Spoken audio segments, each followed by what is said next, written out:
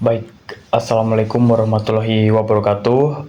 Perkenalkan, nama saya Dimas Bagas Pandiatorik dengan NIM 23010101091. Di sini saya akan mempresentasikan dari tugas proposal yang sudah saya kerjakan sebelumnya dengan judul Sistem Pendukung Keputusan dalam Penentuan Tingkat Kegawatan Pasien di Instalasi Gawat Darurat. Baik, yang pertama yaitu ringkasan penelitian. Instalasi Gawat Darurat atau IGD merupakan unit pelayanan kesehatan yang beroperasi selama 24 jam dan menjadi garda terdepan dalam penanganan pasien dengan kondisi darurat. Proses triase yang selama ini dilakukan masih banyak mengandalkan penilaian manual tenaga medis yang sangat dipengaruhi oleh pengalaman, persepsi subjektif, serta kondisi lingkungan kerja yang seringkali penuh tekanan. Ketergantungan pada penilaian subjektif tersebut berpotensi menimbulkan perbedaan hasil triase antara petugas, keterlambatan dalam penanganan pasien dengan kondisi kritis, serta meningkatnya resiko kesalahan klinis.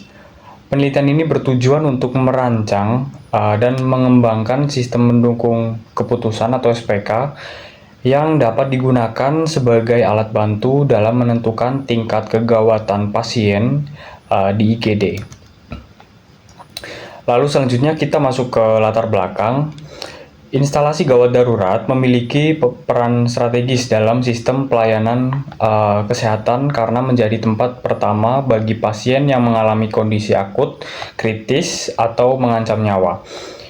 Meningkatnya jumlah pasien IGD tidak selalu diimbangi dengan penambahan sumber daya manusia yang memadai. Ini dapat meningkatkan resiko terjadinya human error, terutama dalam kondisi darurat yang menuntut keputusan cepat. Perkembangan teknologi informasi membuka peluang untuk meningkatkan kualitas pelayanan IGD melalui penerapan sistem pendukung keputusan. SPK dirancang untuk membantu mengambil keputusan dengan menyediakan rekomendasi berdasarkan pengolahan data dan model tertentu. Selanjutnya kita masuk ke tinjauan pustaka. Dalam bidang kesehatan, SPK telah banyak diterapkan untuk membantu proses diagnosis, penentuan prioritas perawatan, serta evaluasi risiko klinis. Penerapan SPK dinilai mampu meningkatkan kualitas keputusan dengan mengurangi ketergantungan pada subjektivitas individu. Berbagai metode pengambilan keputusan multi kriteria telah digunakan dalam pengembangan SPK, antara lain Simple Additive Weighting atau SIW, Analytical Hierarchic Process atau AHP, Technique for Order Preference by Similarity to Ideal Solution atau TOPSIS, serta pendekatan fuzzy logic. State of art penelitian ini mengarah pada pengembangan SPK triase yang tidak hanya akurat secara perhitungan, tetapi juga mudah digunakan oleh tenaga medis, serta mampu beradaptasi dengan alur kerja IGD. Lalu kita selanjutnya masuk ke metode penelitian. Penelitian ini menggunakan pendekatan research and development yang bertujuan untuk menghasilkan produk berupa sistem pendukung keputusan dan menguji efektivitasnya. Tahap awal penelitian diawali dengan analisis kebutuhan sistem melalui studi literatur. Tahap selanjutnya adalah penentuan kriteria dan subkriteria yang digunakan dalam penilaian tingkat kegawatan pasien. Kriteria tersebut meliputi tanda-tanda vital seperti tekanan darah dan denyut nadi, lalu pernapasan, suhu tubuh, tingkat kesadaran, serta keluhan utama pasien. Kriteria ini kemudian diolah menggunakan metode pengambilan keputusan multi kriteria yang disesuaikan dengan karakteristik data. Lalu selanjutnya yaitu jadwal penelitian.